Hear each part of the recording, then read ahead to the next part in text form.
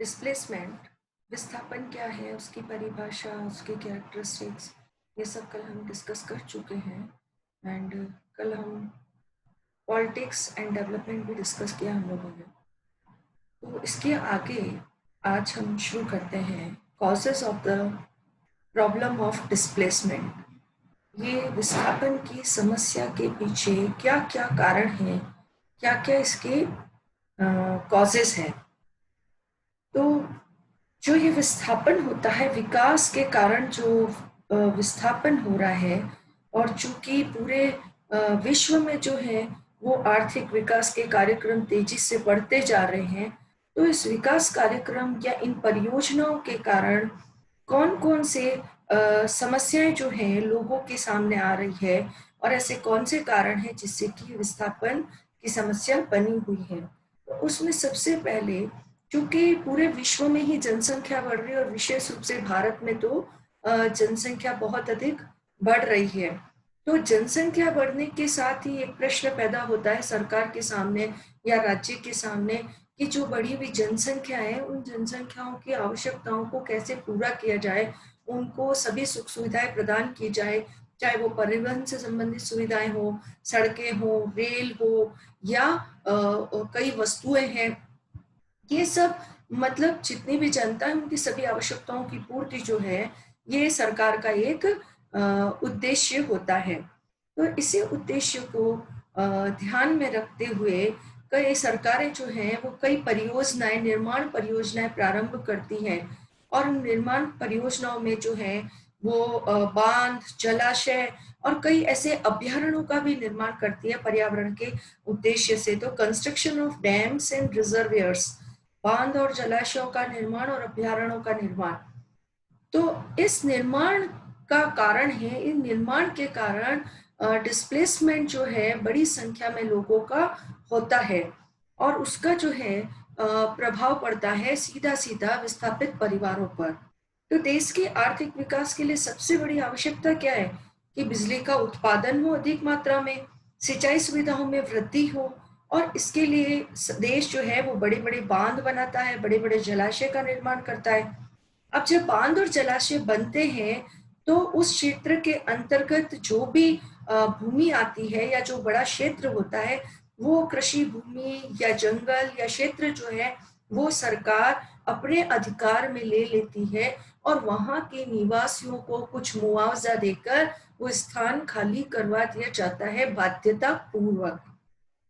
तो जब एक स्थान से जब परिवार विस्थापित होते हैं, तो न केवल आजीविका की समस्या उत्पन्न होती है, बल्कि उनके सामने जो है संस्कृति और सभ्यता की भी समस्या उत्पन्न हो जाती है।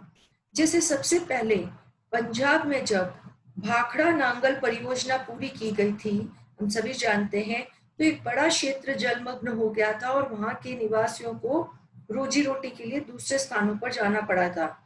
इसी तरह से उत्तरांचल का जो टिहरी बांध है, जो भागीरथी गंगा पर बनने वाला एशिया का सबसे बड़ा बांध है, जिस पर लगभग 14,000 करोड़ रुपए से भी ज्यादा लग चुके हैं।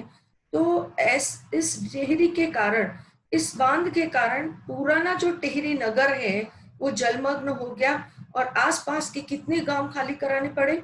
125 लोगों के सामने विस्थापन, 125 गांवों के लोगों के सामने विस्थापन की समस्या पैदा हो गई। मतलब 125 गांव के लोगों को वो अपने गांव खाली करने पड़े। तो टहरी नगर, हालांकि उनको पुनर्वास के लिए एक नया टहरी नगर बनाया गया, परंतु पुराने टहरी नगर की जो संस्कृति है, लोग उसके साथ जुड़े हुए थे पूरी आत्मीयता के साथ। उत्तरांचल में भी जब शारदा सागर और नानक सागर बना, तो एक बहुत बड़ी संख्या में भूमि सरकार के द्वारा अधिग्रहित कर ली गई। मध्य प्रदेश का जो सरदार सरोवर बांध, बरगी बांध से उत्पन्न होने वाला विस्थापन जो है, और नर्मदा नदी के किनारे बनने वाला जो सरदार सरोवर बांध है, ये दोनों ही बड़ी ही मात्रा में विस्थापन के लिए उत्तरदायी है।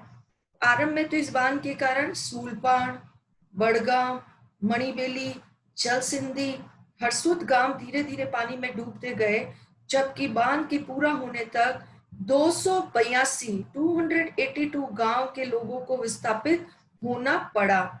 तो ये जो आप सबने नाम सुना होगा नर्मदा बचाओ आंदोलन से संबंधित एक एक्टिविस्ट का नाम, तो कौन बताएगा तुम में से?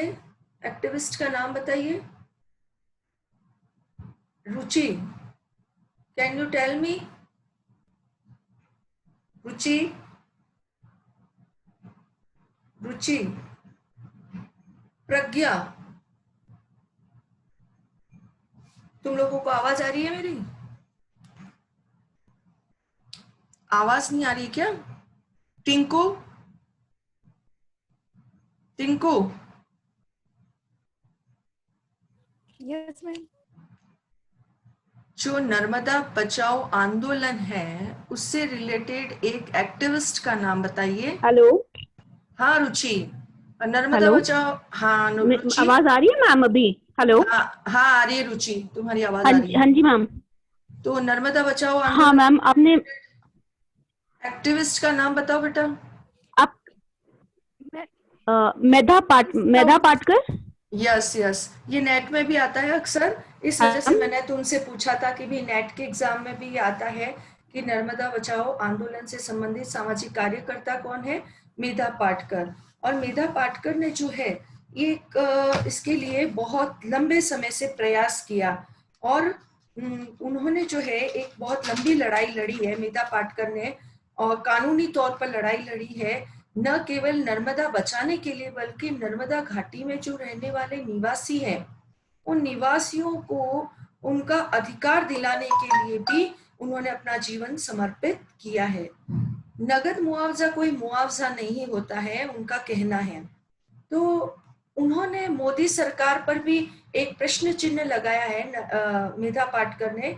वो कहते हैं कि ये जो सरदार सरोवर बांध की जो ऊंचाई बढ़ा रहे हैं ये वास्तव में गैर कानूनी है, और ये वो कहती है कि मोदी सरकार का ये जो फैसला है वो नर्मदा घाटी को डुबोने वाला फैसला है। तो इस जो नर्मदा क्षेत्र है सरदार सरोवर का, ये जो नर्मदा क्षेत्र है इसके डूब क्षेत्र में कम से कम 48,000 परिवार प्रभावित हो रहे हैं, और 2.5 इन परिवारों में कम से कम 2.5 मतलब 2.5 लाख जनसंख्या जो है वो रह रही है, और उन जनसंख्या में हजारों आदिवासी है, कई किसान हैं, कई मजदूर हैं, कई मछुआरे हैं। परंतु अभी तक उनका ये कहना है कि अभी तक उनको वैकल्पिक जमीन, आजीविका, पुनर्वास की व्यवस्था, बसावटों के लिए नई भूखंड आदि अभी तक उनको प्राप्त नहीं हुए हैं, अभी भी बाकी है ये सब कार्य। और बांध निर्माण से जुड़ी पर्यावरण की समस्याएं तो जिसको आप डिटेल में लास्ट सेमेस्टर में पढ़ चुके हैं, अभी भी पूरी नहीं हो पाई है।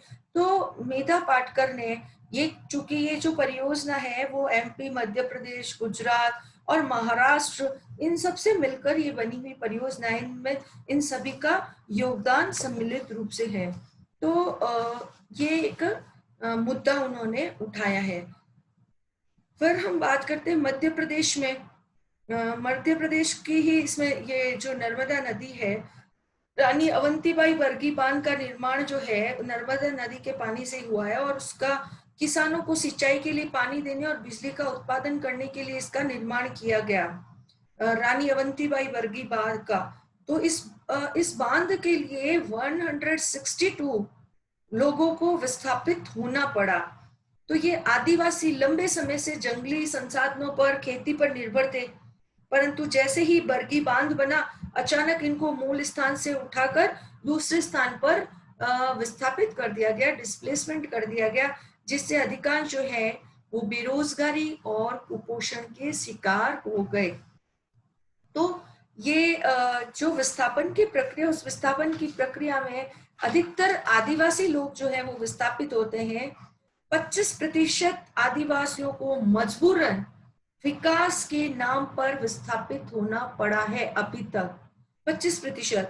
अगर आंकड़ों के मुताबिक हम देखें तो 3,81,500 लोग और 76,300 फैमिलीज विकास के पहिए के नीचे बेरहमी से कुचले गए हैं, इतने लोगों को विस्थापन का दर्द झेलना पड़ा है।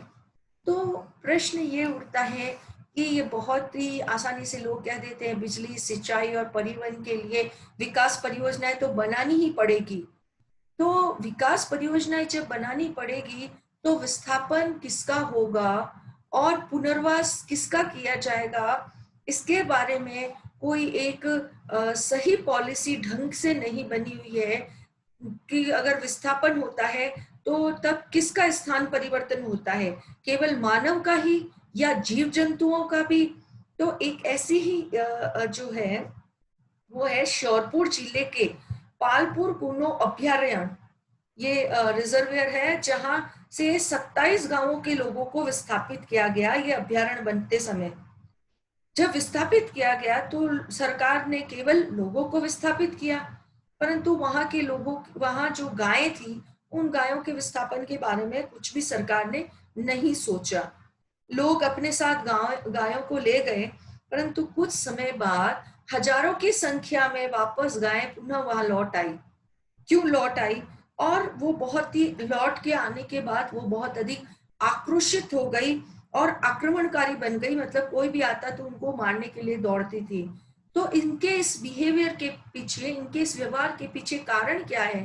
कारण ये है कि उनका जो संबंध था वो संपत्ति से नहीं था, बल्कि गायों का जो संबंध था वो प्रकृति से और परिवेश से था, पर्यावरण से था। तो जब भी कोई एक मजदूर, एक किसान, कोई व्यापारी या कोई व्यक्ति अगर दुनिया के किसी हिस्से में अगर चला भी जाता है तो हम ये जानते हैं कि वो सबसे ज्यादा सुरक्षित कहाँ महसूस करेगा? वो अपने गांव में, अपने परिवार में, अपनी बस्ती में सुरक्षित महसूस करेगा। और अगर उसको कितनी भी सुख सुविधाएं दे दी जाए तो भी वो क्या करेगा? उसका मन कहाँ लगेगा? जहां वो रहते हुए आया है, जिस बस्ती में वो रहते आया है, जहां उसके रिश्तेदार हैं। तो अगर किसी अन्य स्थान पर उसे सब सुख सुविधाएं दे दी जाए तो भी उसका मन जो है वो उसी पर्यावरण में, उसी बस्ती में, उसी जगह बिल्कुल अच्छे से महसूस करेगा जहाँ की वो काफी लंबे समय से रहते आया है। तो रिश्ते केवल माँ बाप, भाई बहन या पति पत्नी के नहीं होते हैं, बल्कि एक इंसान का या एक जीव का जो रिश्ता होता है वो वहां के पेड़ों से, पर्यावरण से, आबो हवा से भी होता है। तभी तो व्यक्ति जो है जब कहीं जाकर बाहर रहता है, जब कहीं बाहर जाकर रहता है तो वो वहां इतना सुरक्षित या इतना आनंदित अनुभव नहीं करता है जितना कि वो अपने स्वयं के पर्यावरण या परिवेश में रहते हुए महसूस करता है।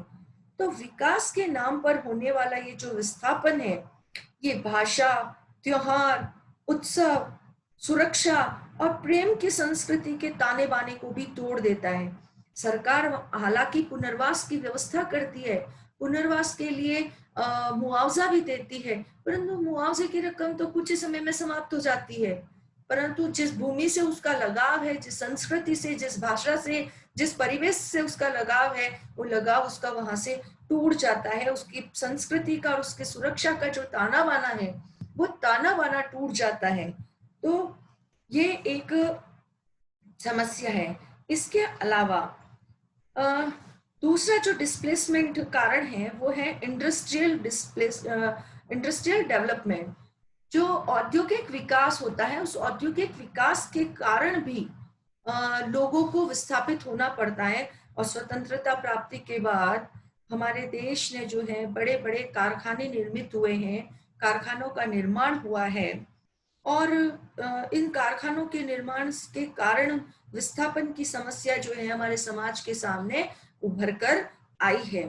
जैसे कि उड़ीसा के संबलपुर जिले में पातकमाल क्षेत्र है, जो भारत एल्युमिनियम कंपनी द्वारा एक बड़े कारखाने की वहां पर स्थापना की, तो वहां से बड़े क्षेत्र के जो आदिवासी है वो आदिवासी जो है आजीविका के लिए तरस गए और उनके लिए सामने एक बड़ी समस्या उत्पन्न हो गई।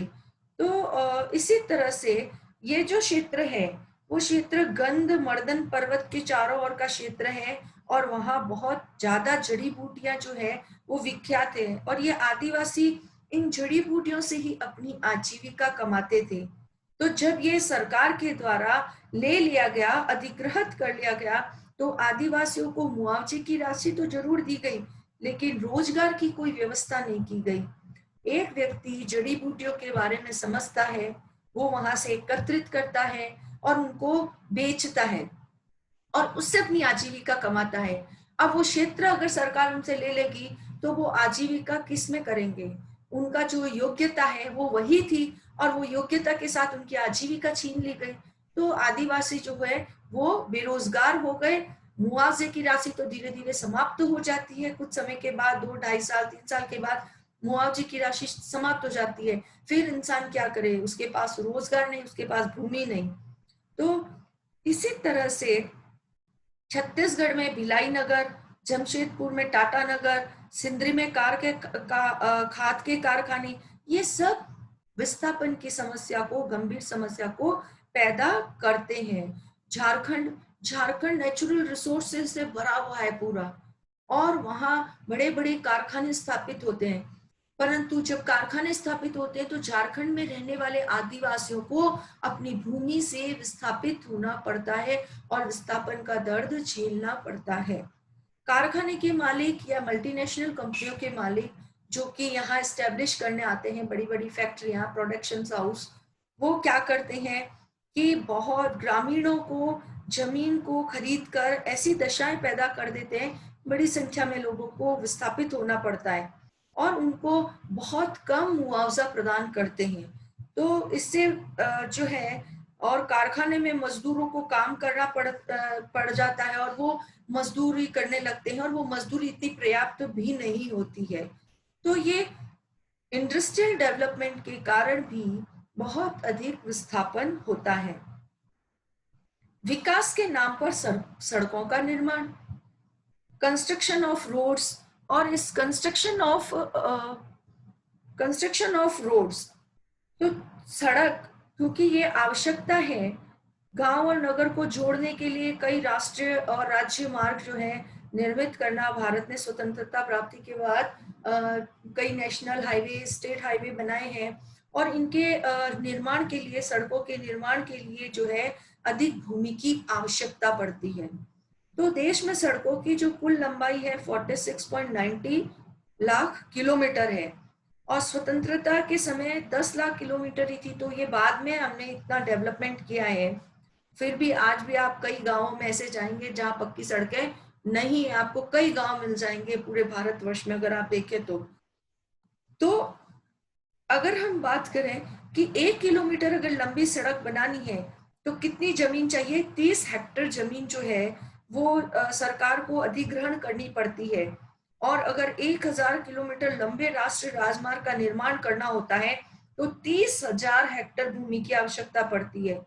तो ऐसे भूमि का अधिग्रहण जब किया जाता है तो परिवार विस्थापित होते हैं और उनकी संख्या 15,000 से भी ज्यादा हो जाती है। तो इतने अधिक परिवार विस्थापित होते हैं और उनके पुनर्वास की भी कोई विशेष व्यवस्था नहीं की जाती है।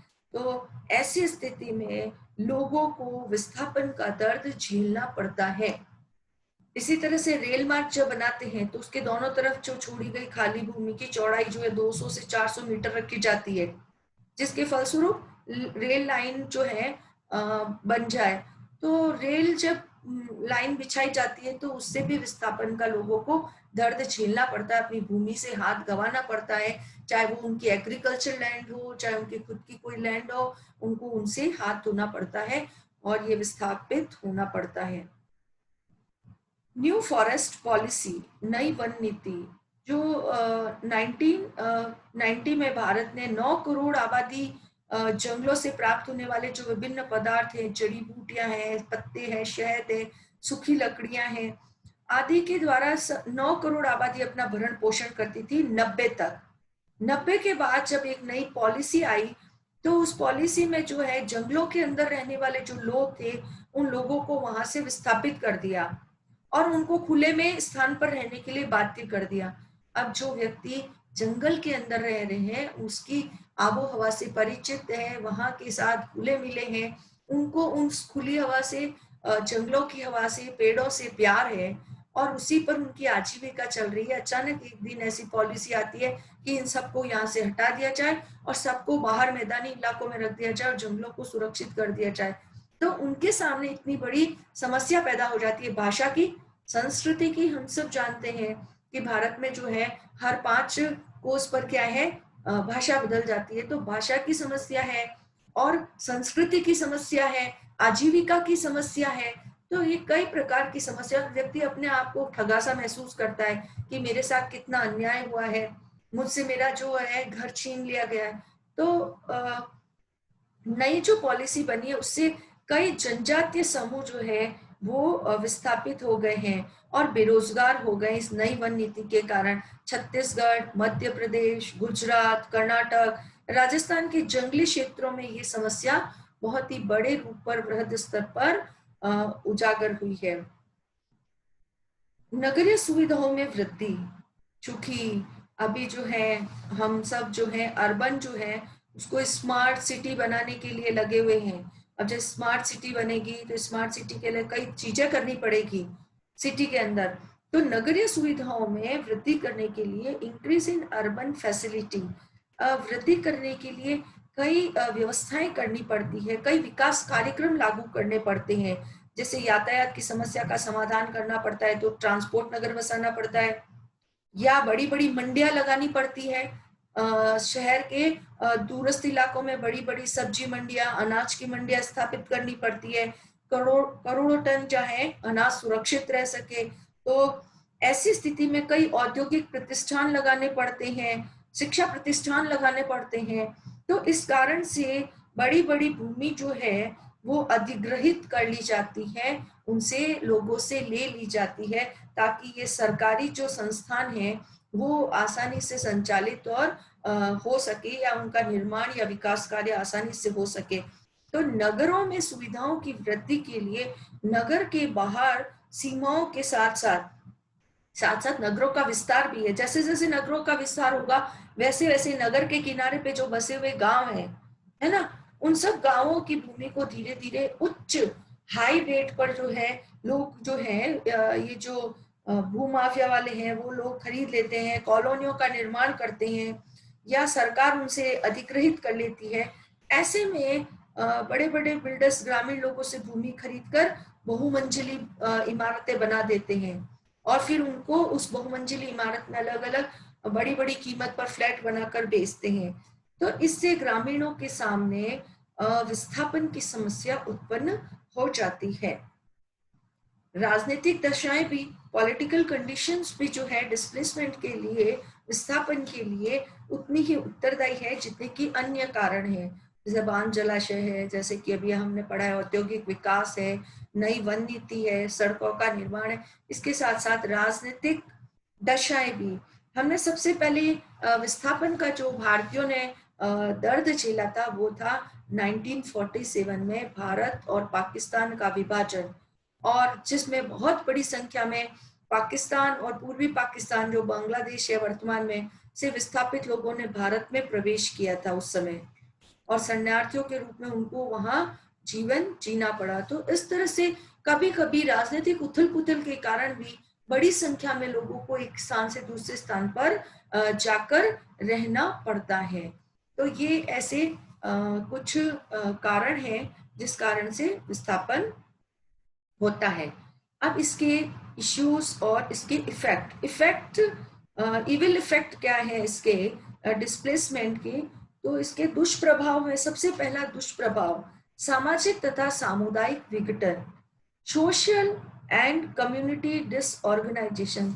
अगर हम अपने पर्सनल लेवल पर भी ये महसूस करें कि हमारी जिस क्षेत्र में, जिस एरिया में, जिस जगह, जिस समुदाय के बीच में, जिस कम्युनिटी के बीच में हमारी अपब्रिंगिंग हुई है, जहाँ हम छोटे से बड़े हुए हैं, जिन लोगों के बीच में, जिस समुदाय में हम अधिक से अधिक समय हमने गुजारा है, अचानक एक दिन हम किसी भी कारणवश वहां से अलग होकर किसी अन्य स्थान पर जब जाकर रहने लगते हैं तो हमारे मन में कहीं ना कहीं हमेशा ये इच्छा रहती है कि कब हम वहां वापस जाएं, कब हम वहां उनके बीच में रहें, कब हम उस जिंदगी को एंजॉय करें। ये सबके मन में रहता है। तो अगर विस्थापन होगा तो एक बड़े समुदाय का सामुदायिक जीवन जो है वो अस्त व्यस्त हो जाएगा, उसका सामाजिक जीवन भी समाप्त हो जाएगा, नातेदारी समाप्त हो जाएगी और जो संयुक्त परिवार है वो टूट जाएंगे। किसी एक खेत पर परिवार के सभी सदस्य, संयुक्त परिवार के सभी सदस्य एक खेत पर जुड़े हुए थे और वही खेत जो है, वही भूमि जो सरकार ने अधिग्रहित कर ली। अब अधिग्रहित उस एक भूमि को अधिग्रहित किया है, मुआवजा तो उनको लिमिटेड दिया है, वो आपस में बंटवारा कर लेंगे और अलग अलग स्थानों पर जाकर बस जाएंगे, क्योंकि इतने से मुआवजे से तो वापस भूमि खरीदना उनके लिए संभव नहीं है। तो इस तरह से संयुक्त परिवार जो है वो टूटते हैं और छोटे छोटे परिवारों में विघटित होकर नए स्थानों पर जाकर रहते हैं। और जब नए स्थानों पर जाएंगे तो क्या होगा, संबंधों में औपचारिकता आ जाएगी।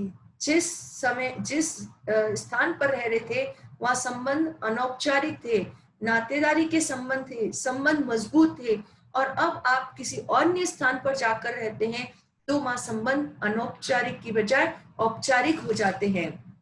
औपचारिक संबंध किस रूप में, अभी मैंने पर्सनली ऑब्जर्व किया, ये जो कोविड-19 का दौर था, तब जब मैं यहाँ जयपुर में थी और यहाँ जो है ये मेरा वर्क प्लेस है, तो यहाँ मेरे वो रिलेशन नहीं है जो रिलेशन, इनफॉर्मल रिलेशन जो मैं जोधपुर में जब मैं अपनी कम्युनिटी में थी तो वो थे, और यहाँ जो मेरे रिलेशन है वो सब फॉर्मल रिलेशन है। तो ये परिवर्तन जो है, संबंधों का परिवर्तन आ जाता है लोगों को जब वो कहीं अन्य स्थान पर जाकर रहते हैं। प्रवास से उत्पन्न कई समस्याएं आती है, जैसे स्त्री और बच्चों को जो है जब नया पड़ोस मिलता है तो वो वहाँ अनुकूलन नहीं कर पाते हैं, जरूरी नहीं है कि वो वहाँ अनुकूलन करेंगे, और यदि एक स्थान पर आजीविका के साधन उपलब्ध नहीं होते हैं तो व्यक्ति को बार बार स्थान परिवर्तन करना पड़ता है, फिर वो उस स्थान पर सेटिस्फाई नहीं होता है तो किसी अन्य स्थान पर जाता है, फिर अन्य स्थान पर अगर अच्छी आजीविका न मिले तो फिर बदलता है स्थान। तो इससे जो है विस्थापन से जो है कई पारिवारिक समस्याएं भी उत्पन्न होती है, और आदिवासियों को जो है आजीविका की खोज में मूल स्थान से बहुत दूर जाना पड़ता है और श्रमिकों के रूप में उनके शोषण में वृद्धि होती है। अब जो महत्वपूर्ण समस्या उत्पन्न होती है, जो प्रॉब्लम, जो इश्यू होता है वो होता है इकोनॉमिक प्रॉब्लम। विस्थापितों को उनकी भूमि का मुआवजा देकर सरकार तो अपना दायित्व पूरा कर लेती कि हमने तो इनको मुआवजा दे दिया है, परंतु विस्थापन से आर्थिक समस्या इतनी अलग अलग विविधतापूर्ण है कि उसका हम अनुमान नहीं लगा सकते, सबकी प्रॉब्लम अलग अलग है। जैसे कि विकास कार्य के किसी भी क्षेत्र की अगर हम भूमि अधिग्रहित करते हैं तो प्रभावित लोगों को मिलने वाली मुआवजे की राशि इतनी नहीं होती है जितना कि कोई स्वतंत्र व्यवसाय अपना शुरू कर सके और पर्याप्त आजीविका प्राप्त कर सके। मान लीजिए एक स्थान पर उसकी दुकान बहुत अच्छी चल रही है, मान लीजिए किसी की दुकान है, क्योंकि उसके वहां रिलेशन बहुत अच्छे हैं, लोग उस पर बहुत अच्छा बिलीव करते हैं और उसी की दुकान से सब लोग सामान लेना पसंद करते हैं, और उस क्षेत्र में उसकी दुकान बहुत अच्छी चल रही है, उसकी आजीविका बहुत अच्छी है। अगर सरकार किसी योजना के तहत अगर उसकी दुकान, उसकी भूमि, उसका घर जो है अधिग्रहित कर लेती है, बदले में उसे मुआवजा दे देती है, अगर वो दूसरे स्थान पर दुकान स्टैब्लिश भी कर लेता है, तो क्या वो इतने अल्प समय में सबका विश्वास जल्दी से जल्दी हासिल कर पाएगा? तो उसको स्टार्टिंग में कई वर्षों तक तो जो है वो आमदनी नहीं होगी, न के बराबर होगी। जो संबंध उसके बहुत मजबूत थे, अब वह संबंध बनाने में कई वर्ष लगेंगे। तो ये कई आर्थिक समस्याएं जो है वो माइन्यूटली ऑब्जर्व नहीं की जाती है, उनको नहीं देखा जाता है। तो हम कह सकते हैं कि महत्वाकांक्षी या असंवेदनशील निर्णय कह सकते हैं। जब इस तरह के निर्णय किए जाते हैं कि कई बड़ी संख्या में लोगों को एक साथ विस्थापित कर दिया जाएगा, तो उसे बहुत ही सोच समझकर संवेदनशीलता के साथ निर्णय लिया जाना चाहिए। तो ये महत्वाकांक्षी और असंवेदनशील लोगों के निर्णय के कारण ही ये विस्थापन होता है। तो जब जो कोई लोग किसी परंपरागत व्यवसाय से जुड़े हुए होते हैं और उस परंपरागत व्यवसाय में विशेषीकृत होते हैं, और जब उनको एक स्थान से दूसरे स्थान पर जब भेज दिया जाता है तो उनको परंपरागत व्यवसाय समाप्त हो जाता है और उनको अरुचिकर कार्य करना पड़ता है जो उन्हें पसंद नहीं होता है। श्रमिक बनना है, इस तरह के कई छोटे मोटे काम करने पड़ते हैं जिसको वो बिल्कुल भी पसंद नहीं करता है।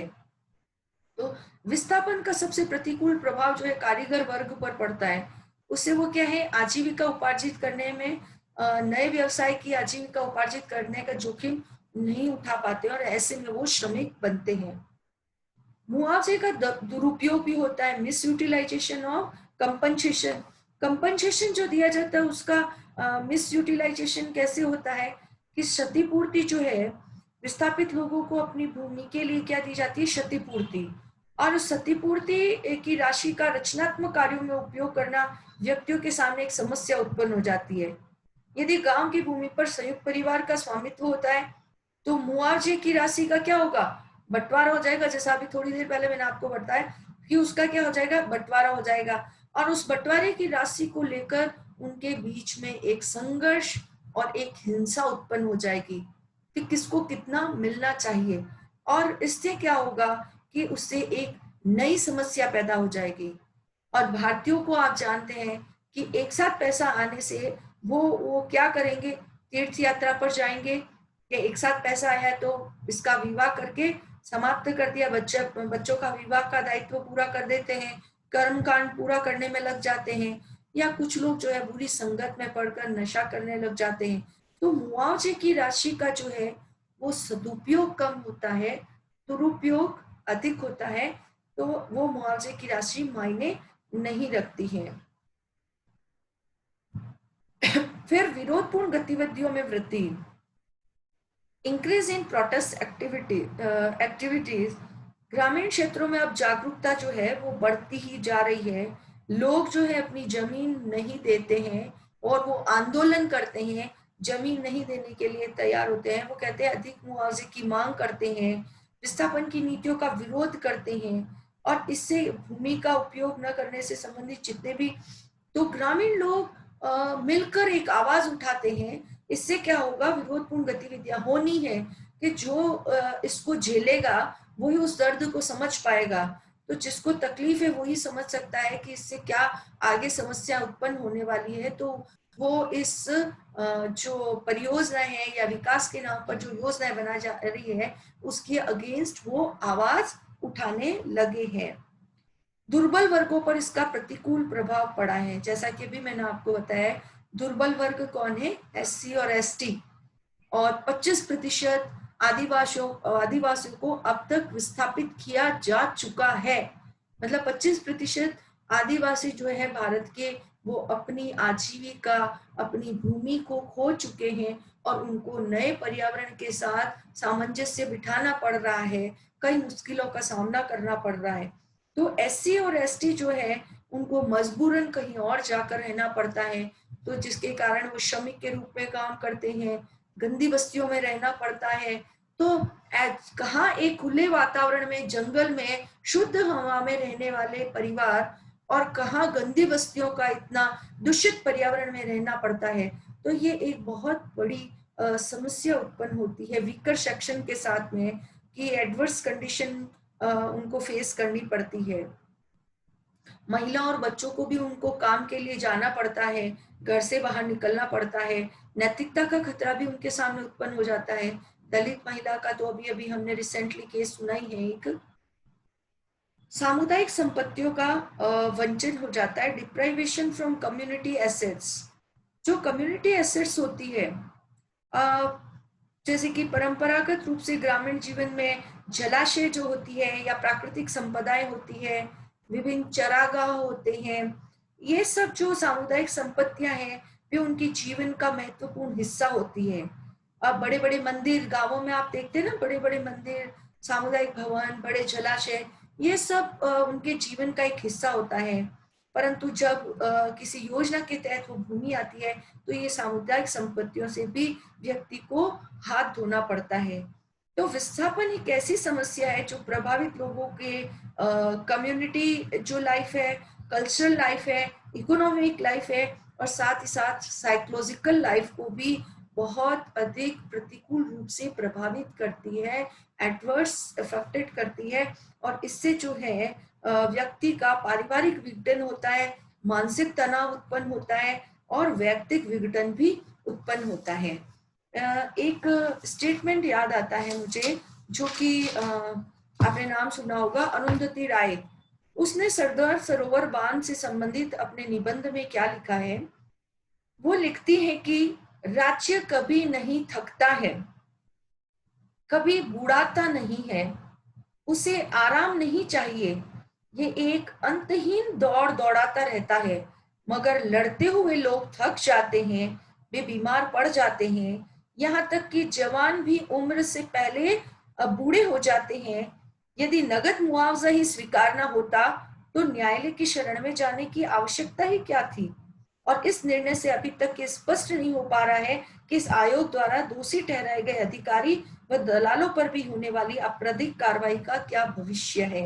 ये सुप्रीम कोर्ट के फैसले के बाद अरुंधति राय ने सरदार सरोवर बांध से संबंधित निबंध में ये लिखा है कि राज्य जो है वो बूढ़ा नहीं होता है, व्यक्ति बूढ़ा हो जाता है, लड़ते लड़ते थक जाता है अपने अधिकारों के प्रति, परंतु राज्य जो है वो हमेशा जो है वो जवान बना रहता है और अंतहीन तक दौड़ दौड़ाता रहता है व्यक्तियों को। तो ये एक अरुंधति राय की विचारधारा थी। तो पुनर्वास से संबंधित नीति तो बनाई गई है 2007 में। 2007 में जो है पुनर्वास से रिलेटेड एक कहते हैं ना अधिनियम भी बना है, जिसमें मुआवजे से संबंधित कई प्रावधान भी है। और राष्ट्रीय पुनर्वास एवं पुनर्स्थापना नीति 2007, इसमें पहली बार मुआवजा